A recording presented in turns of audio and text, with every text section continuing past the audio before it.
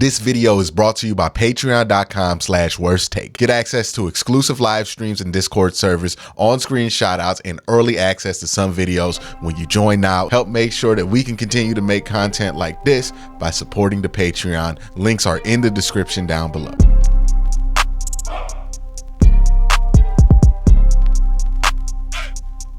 The Browns' decision to get rid of Alex Van Pelt is a decision that, at least in the immediate backlash of it, has been more polarizing than I anticipated.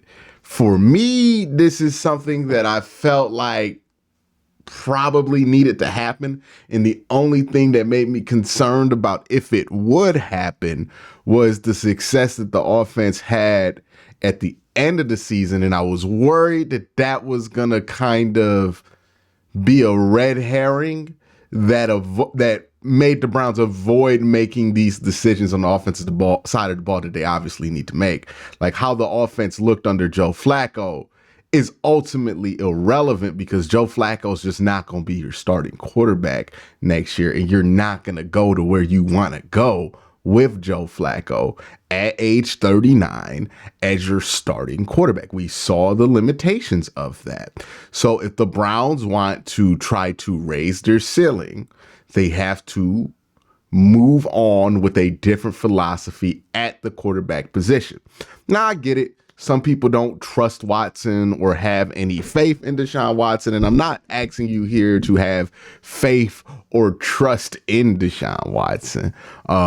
But I do think that no matter who the quarterback is that eventually takes this team to the Super Bowl, the offensive philosophy had to evolve irregardless. Like, it just had to.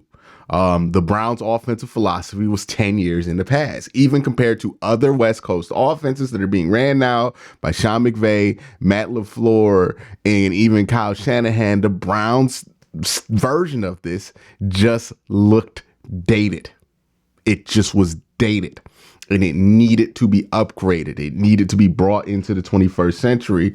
And Kevin Stefanski has decided that, there were going to be significant changes needed to be made on the offensive side of the ball.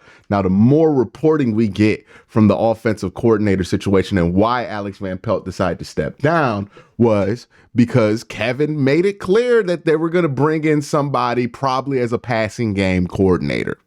Right. So Alex would have less control over the offense than he already would.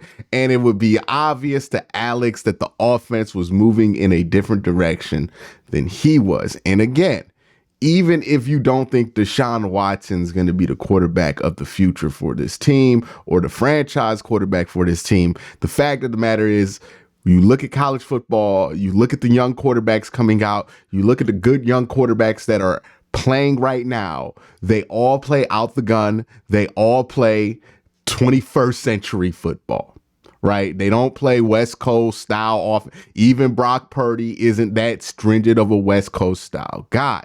So if you are the Cleveland Browns and you want to solve your quarterback problem, the first step is bringing your offense back into the 21st century.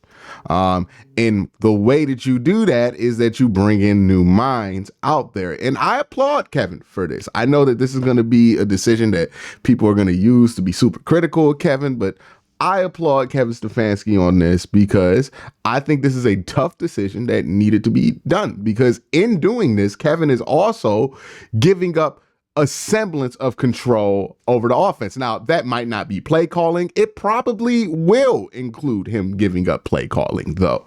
It depends on who they bring in, how familiar he is with the stuff they run, and how big ticketed of an offensive coordinator they tend to go after. Now, again, just like the defensive coordinator search, before I bring up a list of names that I think the Browns should consider, I don't want everybody to get caught up in the list of names. We did this with defensive coordinator, and it ended up with people carrying torches that they did not have to carry, right? People who carried torches for Brian Flores, they were like, oh, well, Jim Schwartz isn't, and they carried that bullshit into the whole season. I'm not trying to do that. I always want to focus on traits, right? What are the traits that you want to add to the offense. And the trait and the reason I started this video talking about the philosophy change that the Browns need to do on offense is because that's what's important. The name that they hired to do that, we'll figure out if that guy fits, but I'm not going to be so fixated on the name that I'm going to assume that they didn't do something just because the name is different than the name that I listed here. I have a philosophy, things that I want them to add to the offense. And the things that I want the Browns to add to their offense are simple. I want more motion. I want more RPOs, more inside zone, more shotgun, right? Like that's what the Browns have to be comfortable with and be comfortable incorporating with this offense. It was obvious to me when Deshaun was in there and we all saw it that there was a level of discomfort that Deshaun and Kevin were experiencing trying to adjust the offense to both styles. There needed to be an adjustment. And again, Kevin could have been stubborn.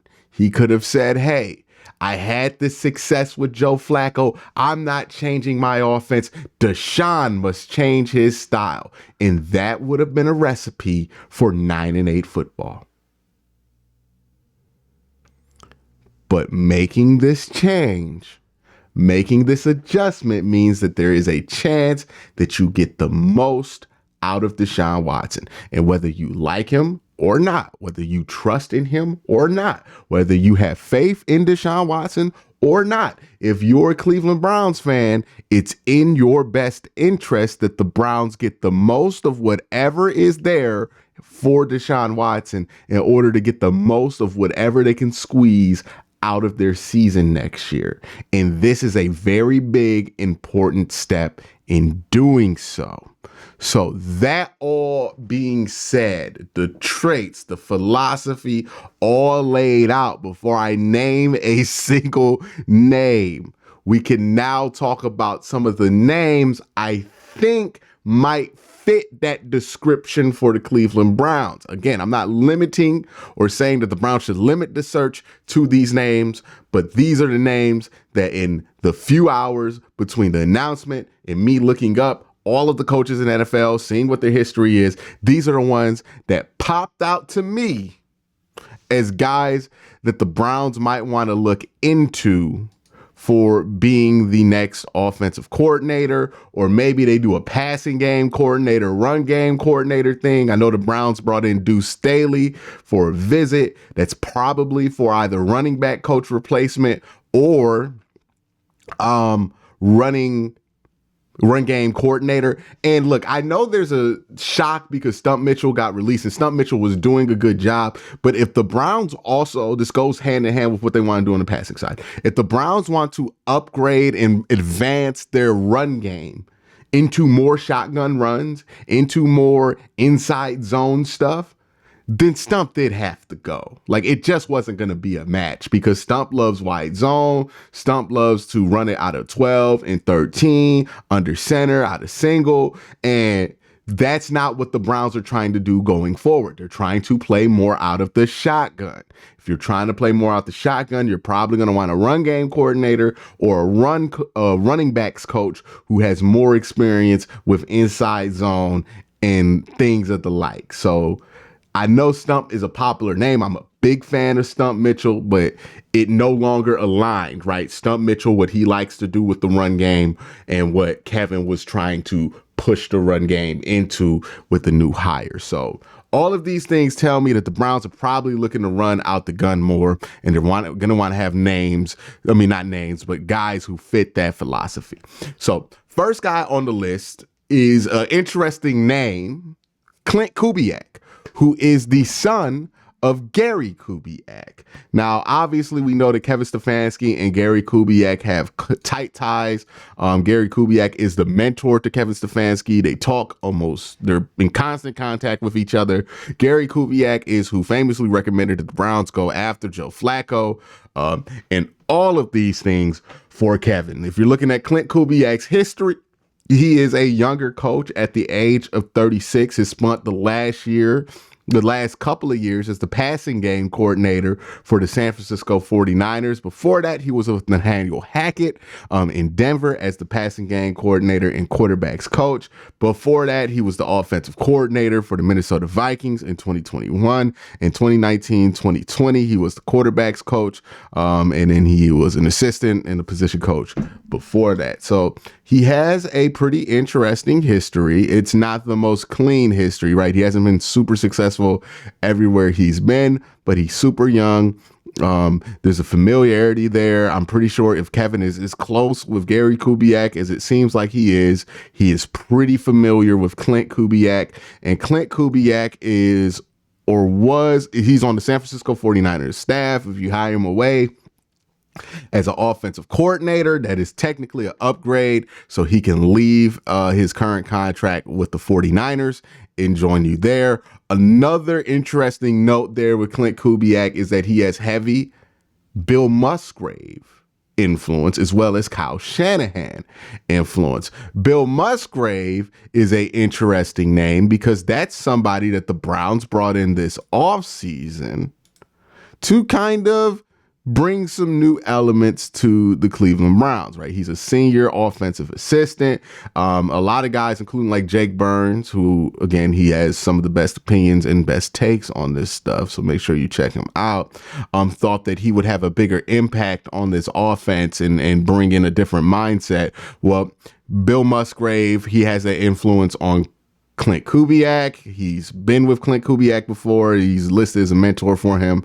And Klint at 36 would make a lot of sense for somebody to bring in as offensive coordinator. And then you got that relationship there with Kevin Stefanski. So that would be somewhere where you can move the offense forward. You bring in a younger guy who's still influenced by the same basis, right? That same West Coast basis that you are, but it's a more advanced version of what you run. He's been with Kyle Shanahan. He's been with Nathaniel Hackett, who's influenced by Matt LaFleur and all of that. And then he has that heavy Kubiak influence. Obviously, it's in the name, and Bill Musgrave influence. That makes a lot of sense if they go for somebody who's not necessarily a proven offensive coordinator. I think Klint Kubiak would not shock me if they went in that direction. The only thing is that he does have a team right now. That team is currently in the playoffs, and the new NFL rules say that you can't interview anybody till after the season is over anyway. So they would have to wait a pretty long time to make that hire. But yeah, Klint Kubiak, I think he's definitely going to be on the list of guys that they consider. There's two names, both from LA. Jake Peets, who's a passing game coordinator, and then Zach Robinson, who I believe is more like the offensive coordinator out there in LA. Let me double check that real quick. But Zach Robinson is currently the other passing game coordinator, but he's also the quarterbacks coach for the Rams. Now, he's already interviewing at other places to become a offensive coordinator, so he's in the market. This is somebody who's 37 years old, has worked under Sean McVay pretty much his entire NFL career. He's a former NFL player, played in the league from 2010 to 2013. I'm talking about Zach Robinson, just in case anybody's confused. But Zach Robinson is a former NFL player, played in the NFL from 2010 to 2013, then transitioned into coaching into 2019 with the Los Angeles Rams, where he was an assistant quarterbacks coach. Now he's an assistant wide receivers coach. Well, then he became an assistant wide receivers coach, assistant quarterbacks coach again in 2021, and he spent last year being the passing game coordinator. So that's Zach Robinson. That's somebody who the Browns could also consider bringing in, another guy from that same tree, the McVay tree, which again you want to look at because it's West Coast based, but still brought into the 21st century with what a lot of teams like to do with motion and RPO. I think Sean McVay's system is probably the most advanced of all of the based. Well, Sean McVay and Matt LaFleur, they both have pretty advanced complex modern systems as well. Now, Jake Peets is the other passing game. Well, he's a passing game specialist. He's also 39 years old. A little bit longer of a coaching history, has been a quarterbacks coach in Carolina, running backs coach in Carolina, quarterbacks coach in Oakland. as well. And then I believe he coached for the Washington Commanders at some point. He was the offensive coordinator in 2021 for Louisiana State, LSU, and he's the pass game specialist right now for the LA Rams. So both of those guys, I wouldn't be surprised if Kevin's like, hey, let's give one of them a promotion and bring them up here to Cleveland to be there so we can kind of bring in what we know and add in some more wrinkles and have a fresh face, be able to bring in new ideas. Because again, I think this is a good idea, and I think this is good self-evaluation from Kevin Stefanski. He knew that the innovation and integration with Deshaun Watson's style that they were doing with him and Van Pelt collaborating exclusively as the main two people in charge of the offense just wasn't enough. Like, he realized that, and he made a decision to move on. And again, you want to bring in guys who have new voices, new faces. Maybe they're not the most familiar faces, but they have new ideas, and you put somebody with new ideas in a position of power, you end up getting some different concepts in there. And I think that that's going to be something that helps out the Cleveland Browns in the long run. So those are the McVay guys. Then you have guys who I would think would be brought in. Well, T. Martin is also another interesting one that the Browns could bring in. He's Baltimore's quarterbacks coach.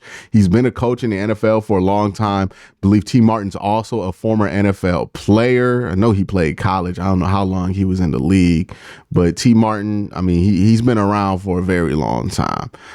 He was in the league for 5 years. Well, 3 years, and then he played for the Winnipeg Blue Bombers in 2005. He's been a coach for a while, coached at some high school level, college, Power 5. He was an offensive coordinator at USC for a couple of years. Then he was at Tennessee. Then he went to Baltimore, was a wide receivers coach, and now he's a quarterbacks coach in Baltimore.